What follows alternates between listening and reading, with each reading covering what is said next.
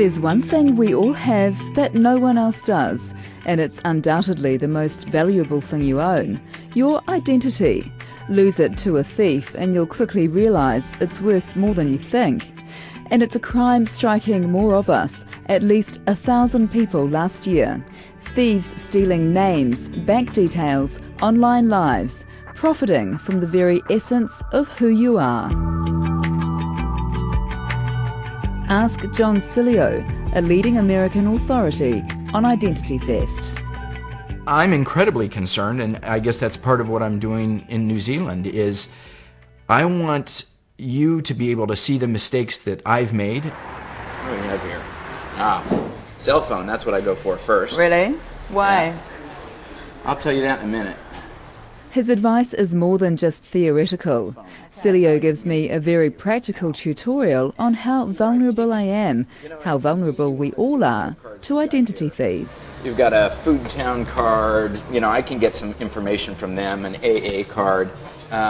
Driver's license, definitely going to need that later. We'll see later on just how easily he could work it if he wanted to rip me off. He knows how because he's been on the other side, having his identity stolen twice, victim of the global underground industry which is flourishing on the internet. Through dodgy online forums like these, his details ended up in the hands of a woman who racked up $240,000 worth of debt in his good name. The whole experience led him to throw in IT and make the study of identity fraud a career. He's now in Dunedin to write his third book on the subject. Essentially, I spent 2 years fighting to stay out of jail. But what really impacts you is the emotional side of it. For me, it was, I spent 2 years not at home, not present for my family, not tending to my business, which eventually died. And that's... identity is not just about numbers. It's about who we are, and it can completely redefine who you are. Identity theft is fast becoming the crime of our times. They say an identity is stolen online worldwide once every 3 seconds. And in the age of social networking, we've made it so much easier for the criminal than ever before. So I just went through to see the... John Cilio shows us just how much information we readily release about ourselves and how easy it is for someone to exploit it. He goes onto Facebook and picks out a New Zealand student at random, one who's left far too much of her site unprotected. We know she's a female, we know her full name, we know her parents' names and their profiles. Yeah. We know that she's single. Which will be interesting to some people looking at her site. Yeah, unfortunately, to people with bad intentions, And here's where what he calls social engineering comes in.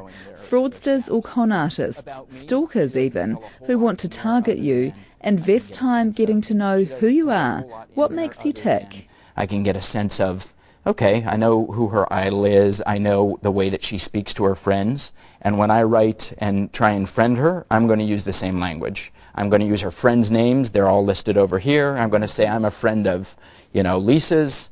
Yeah. And I'm going to speak in the same language, and I'm going to refer to a common event that's on her update page, her wall. So we decided to think like a criminal.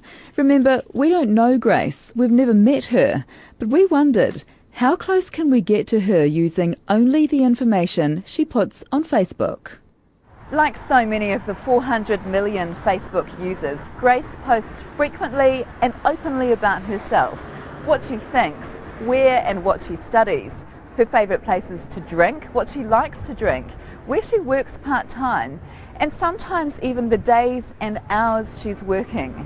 If someone wanted to find her, she's made it incredibly easy for them. And so it proves.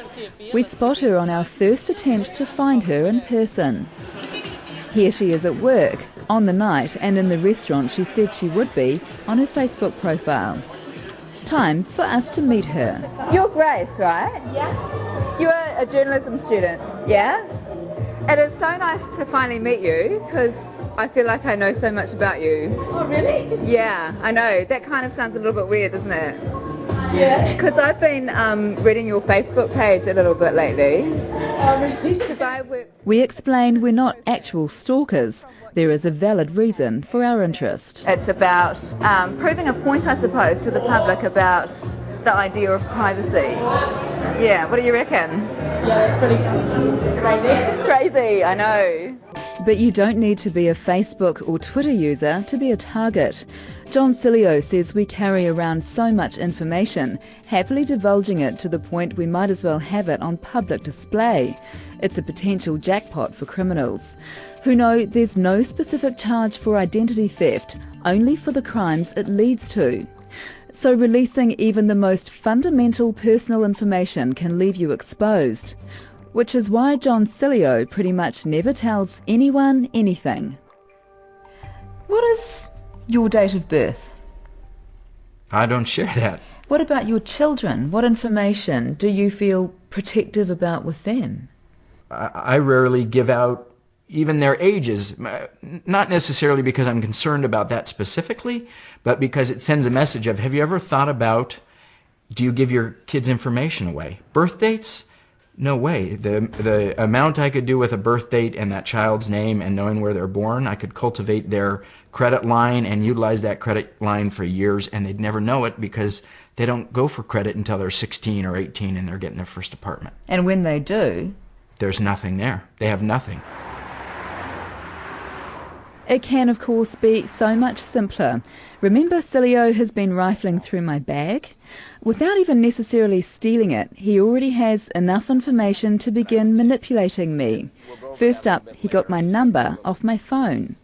He says he'd ring, pretending to be from the bank, telling me my account's being used suspiciously, but reassuring me they'll make it safe. They say, excellent, there's no problem, we're going to help you shut it down.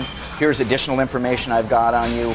The only thing I need to shut it down is I need to verify your full name and your PIN number.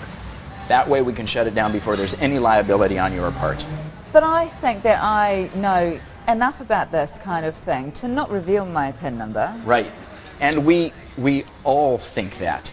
And believe it or not, more than 90% of people who think that they would not give that information away when they're in the heat of the moment and they're being socially engineered, they give it away like that. Because you've said the right things to make me feel like I trust you. Exactly. You're official enough for me and to reveal I can build up more trust. I know more about you than the bank, than your specific bank does. Because you've seen what else. Because I've seen everything in your bag. Yeah. So I can really work the situation. Is this a typical woman's handbag, or am I carrying around way too much information about myself?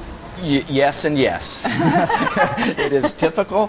I think the average woman carries 20 to 30 pieces of identity, and yes, you should be carrying around far less. What you don't... If he'd taken the easy route and just stolen my wallet, he'd simply go online and max out my credit. Surely he couldn't get away with just going into a shop and buying something with my credit card. Or could he? How you doing? Good. I need a moderate range price Pinot Noir, a Tago. He has the conman's gift of the gab. He's relaxed and chatty. The retailer is put at ease. You've got your girlfriend's card, have you? It's Paula. Yeah. Okay. It can't possibly be that simple. Forging my signature, even though the shop assistant knew it wasn't his card. So you have a bottle of wine? I do. How did you pay for it? Yours? My credit card. Your credit card. That is Yeah. astonishing. The first shop we try. Yeah. Amazing. First one. Yeah. If he ever wanted to switch sides, he could probably make a killing. Instead, the hunted has now become the hunter, sussing out the psyche of identity thieves, so he can warn the rest of us, make us a little more savvy to how we too can fall prey.